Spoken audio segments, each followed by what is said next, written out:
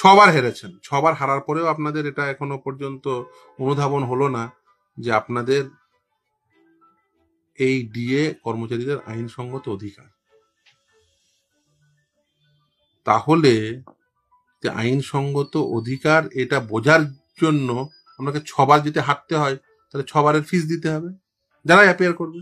আর যদি সরকার বুদ্ধিমান হয় তাহলে কি করবে, যে বাবা আমার আন্ডারস্ট্যান্ডিং এ ভুল ছিল, এদের দিয়ে দিতে হবে এআইসিপিআই অনুযায়ী, অতএব মাসে মাসে অল্প অল্প করে হলেও কর্মচারীদের দিয়ে দিই, তাহলে ওই উকিলদের ফিস লাগতো না। এটা তো বুদ্ধিমানের কাজ না। 6বার, একবার হেরে বুঝলেন না, 2বার হেরে বুঝলেন না, 3বার হেরেও বুঝলেন না, 4বার হেরেও বুঝলেন না, 5বার হেরেও বুঝলেন না, 6বার হেরেও বুঝলেন না। আর এই 6বার হেরে না বোঝার অর্থ হচ্ছে 6বারে উকিলদের ফিস দেওয়া। ধরুন যখন এই কলকাতা হাইকোর্ট প্রথম রায় দিল, তারপরে তো আপনি যদি ডিএ দিয়ে দিতেন, তাহলে মাসে মাসে দিলে তো এতটা চাপও পড়তো না, এই ডিএও দেওয়া হয়ে যেত কর্মচারীদের, আবার এই জনগণের করের টাকায় আইনজীবীদের ইয়েও লাগতো না।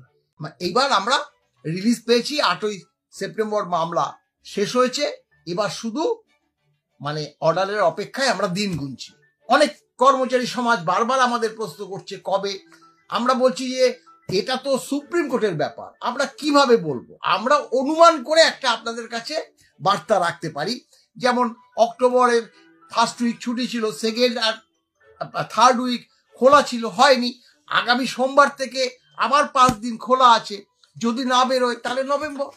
এটা বাস্তবটা বুঝতে হবে, এই হচ্ছে। আর আমরা অন্তত 3-4 দিন আগে জানতে পারবো। কজ লিস্ট বেরোয়, তো কজ লিস্ট পরিপ্রেক্ষিতে কবে ভার্ডিক্টটা বেরোবে সেটা আমরা জানতে পারবো। যদি সামনের সপ্তাহ, আজকেও একটা সম্ভাবনা আছে রাতের দিকে যদি কজ লিস্ট বেরোয়, মঙ্গল বুধবার যদি হয়, বা সোমবার দিন, কালকে শনিবারও সম্ভাবনা আছে, কারণ কোর্ট এমনি বন্ধ থাকলে অফিসিয়াল ভাবে খোলা থাকে। সেক্ষেত্রে কজ লিস্ট যদি বেরোয় সামনের সপ্তাহে হতে পারে ভার্ডিক্টটা। এই হচ্ছে ব্যাপার, নাহলে